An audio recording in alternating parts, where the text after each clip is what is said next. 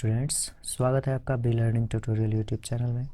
आज के इस वीडियो में हम गणित कक्षा 10 अध्याय 11 जियोमेट्रिकल कंस्ट्रक्शन ज्यामितीय रचनाएं के प्रश्नावली 11C से क्वेश्चन नंबर 4 को सॉल्व करने वाले हैं। ये है प्रश्नावली 11C का प्रश्न चौथा। इसमें कहा गया है 5 सेंटीमीटर त्रिज्या के एक वृत्त पर ऐसी दो स्पर्श रेखाएं खींचिए जो परस्पर 60 अंश के कोण पर झुकी हों। तो अगर हम इस क्वेश्चन का हल्का सा रफ वर्क आपको दें तो यहाँ पे हमने एक सर्किल का निर्माण कर दिया है जिसकी रेडियस जो है वो 5 सेंटीमीटर है।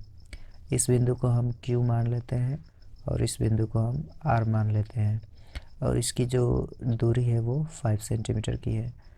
ठीक है, अगर हम इस वृत्त में एक और त्रिज्या ले लें जिसकी लंबाई 5 सेंटीमीटर ही है, ठीक है, और इसका नाम हम दे देते हैं S। ठीक है, यानी कि जो RS की दूरी है वो 5 सेंटीमीटर ही है। और एक बाहर बिंदु लें P, ठीक है, और S से P को मिलाएं और Q से P को मिलाएं। ठीक है, तो ये जो आकृति आपको बनी हुई प्रतीत हो रही है वो एक चतुर्भुज है। ठीक है, यहाँ पे इसको इस तरीके से अगर आप नोटिस करेंगे तो P और इसको Q, ये R और ये S। ठीक है, अगर PQRS को अगर आप गौर से देखेंगे तो यह एक चतुर्भुज का निर्माण कर रहा है। इसमें पहले से हमें ये वाला कोण दे रखा है कि ये 60 अंश के कोण पे झुकी है और फिगर में अगर आप नोटिस करेंगे तो जो ये वाला कोण है, ठीक है, ये 90 अंश का बनेगा। क्यों बनेगा? क्योंकि वृत्त की परिधि पे बन रहा है। और ये वाला जो कोण Q है ये भी 90 अंश का बनेगा और कोण P ऑलरेडी दे रखा गया है क्वेश्चन में कि ये 60 डिग्री का है। ठीक है, यानी कि तो RESP जो कोण बनेगा वो आपका बनेगा 90 डिग्री और उसी तरीके से RQP या PQR जो एंगल बनेगा वो 90 डिग्री का बनेगा। तो अगर हम इस आकृति में समझें PQRS में तो यह एक चतुर्भुज बन रहा है। तो आपको चतुर्भुज की प्रॉपर्टी पता है कि जो उसके चारों कोण होते हैं उनके योगफल 360 के बराबर होते हैं। यानी कि अगर हम इस क्वेश्चन को सॉल्व करके कोण R का मान निकालना चाहें तो वो निकाल सकते हैं और अगर हम कोण R का मान निकाल लेते हैं तो ये क्वेश्चन आसानी से सॉल्व हो जाएगा। ठीक है, तो सबसे पहले हम कोण R के मान को निकालेंगे।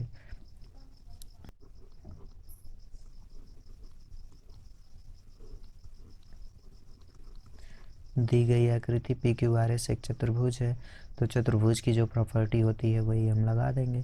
चतुर्भुज की प्रॉपर्टी होती है कि चारों कोणों का योगफल 360 के बराबर होता है।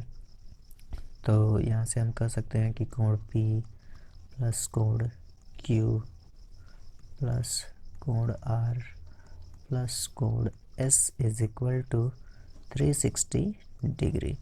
अब सभी की वैल्यू यहाँ पे पुट कर देते हैं। P की वैल्यू 60 डिग्री दे रखी है क्वेश्चन में। Q की वैल्यू हमने वृत्त की परिधि के आधार पे 90 डिग्री का इसको निकाल दिया। R की वैल्यू नहीं दी गई है, हमें इसका वैल्यू निकालना है तो इसको ऐसे ही रहने देंगे। S की वैल्यू पता है 90 डिग्री है क्योंकि वृत्त की परिधि पे बन रहा है। और अगर हम सभी कोणों को ऐड करते हैं तो ये 90 डिग्री और ये 60 डिग्री, तो ये हो जाएगा 240 डिग्री का। ठीक है, या ये हो जाएगा 240 अंश प्लस कोण R के इज इक्वल टू 360 डिग्री। यहाँ से अगर हम कोण R का मान निकालना चाहें तो ये होगा 360 माइनस 240 और अगर हम इसमें से माइनस कर लेते हैं तो 0 में से 0 गया 0 और 6 में से 4 जाएगा तो 2 और 3 में से 1 1। इस तरह से कोण R का मान हमको पता चल गया कि ये होगा 120 डिग्री का। ठीक है, ये कोण पता चल गया 120 डिग्री का। ठीक है, ये वाला कोण 120 अंश का।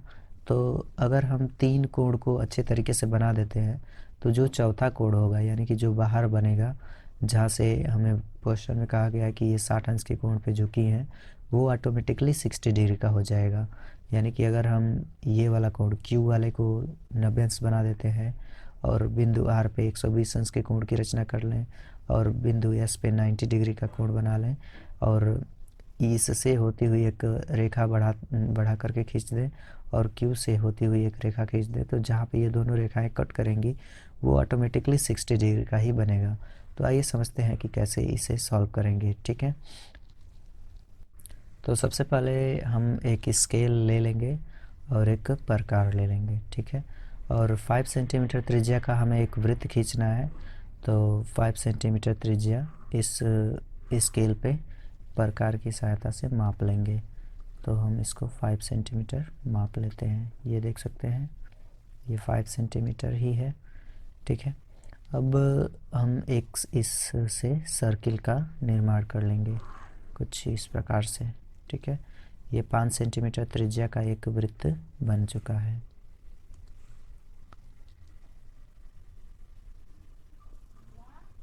इसको हम थोड़ा सा बढ़ा लेते हैं। ठीक है, ये कुछ इस तरह से।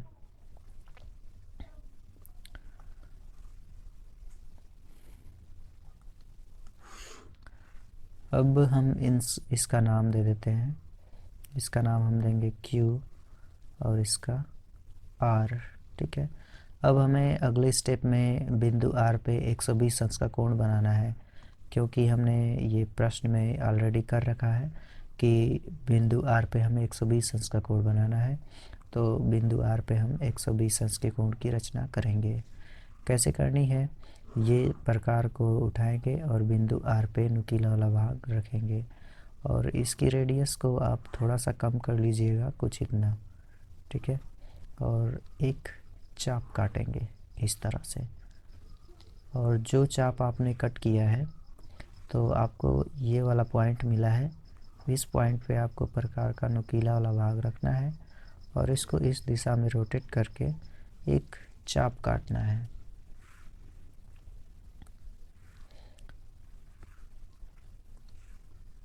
कुछ इस तरह से एक चाप काटेंगे।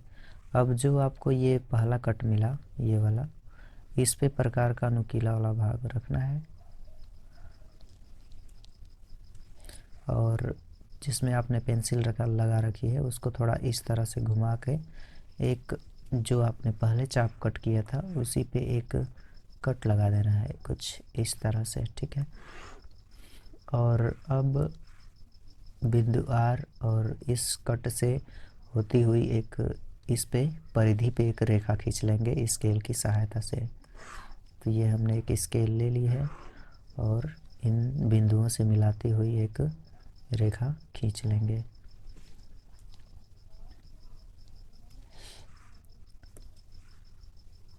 ये कुछ इस तरह से। ठीक है, अब आपको ये जो कोण मिला है, सॉरी, अब इसको मिलाने के बाद से इसका नाम दे देंगे यस।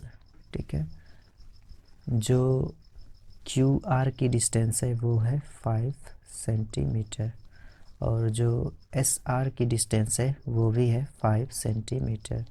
ठीक है, वृत्त में जो जितनी भी त्रिज्याएं होती हैं वो आपस में बराबर होती हैं। ठीक है, तो इसीलिए ये 5 सेंटीमीटर है तो ये भी 5 सेंटीमीटर ही होगा।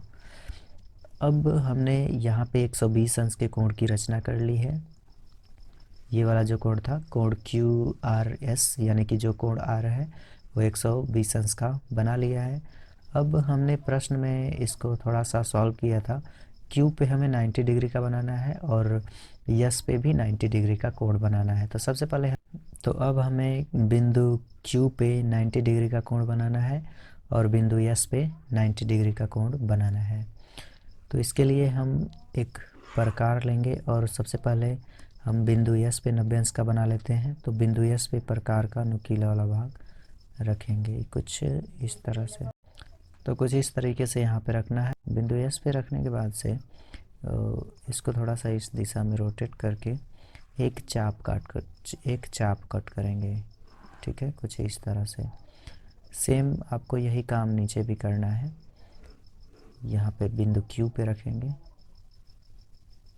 ठीक है, और एक चाप इस तरह से यहाँ से भी एक चाप कट करेंगे कुछ इस तरह से।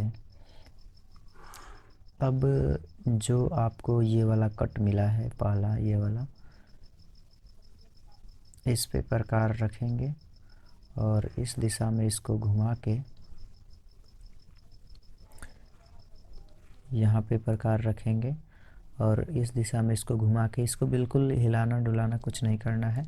जो आपने पहले डिस्टेंस ली थी वही डिस्टेंस रखनी है और एक चाप कट करेंगे इस तरीके से। फिर इसको बिना हिलाए डुलाए जो आपको ये वाला चाप मिला है इस पे रखना है, मतलब जो ये वाला कट मिला है इस पे रखना है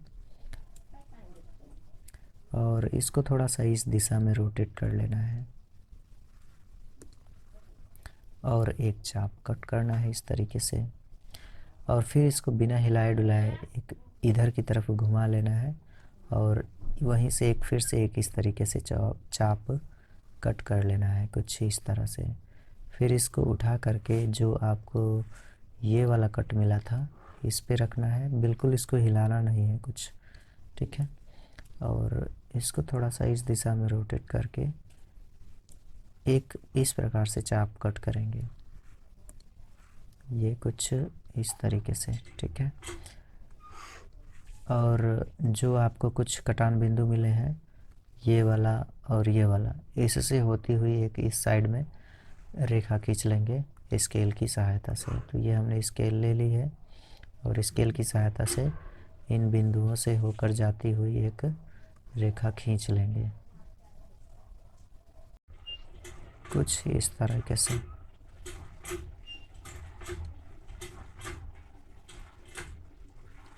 ठीक है, अब हमें बिंदु Q पे 90 अंश का बनाना है। तो इस प्रकार को अब उठा करके जो यहाँ पे कट मिला है बिल्कुल इसको हिलाना कुछ नहीं करना है। यहाँ पे ये जो कट मिला है इस पे रखना है प्रकार को और इस दिशा में आप इसको थोड़ा सा रोटेट कर लीजिए और एक चाप कट करेंगे कुछ इस तरीके से, ठीक है। ये कुछ इस तरीके से एक चाप कट करेंगे और सिंपली जो आपको ये वाला कट मिला है ये वाला, इस पे फिर से प्रकार रखना है। ध्यान रहे कि ये एकदम जहाँ कटा है वहीं पे आपका नुकीला वाला भाग रहे और इस दिशा में आप इसको रोटेट कर लीजिए और फिर से एक इस तरीके से कट लगा दीजिए, ये कुछ इस तरीके से।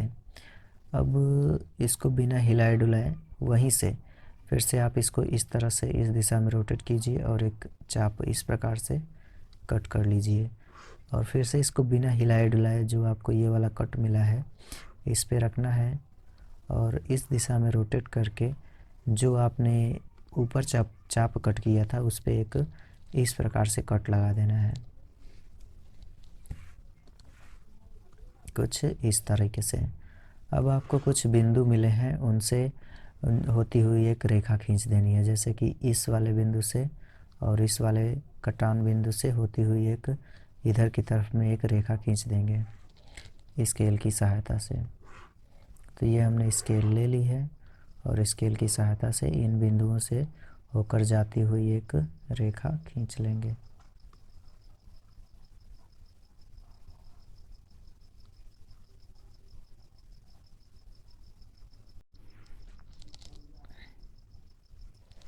कुछ इस प्रकार से, ओके।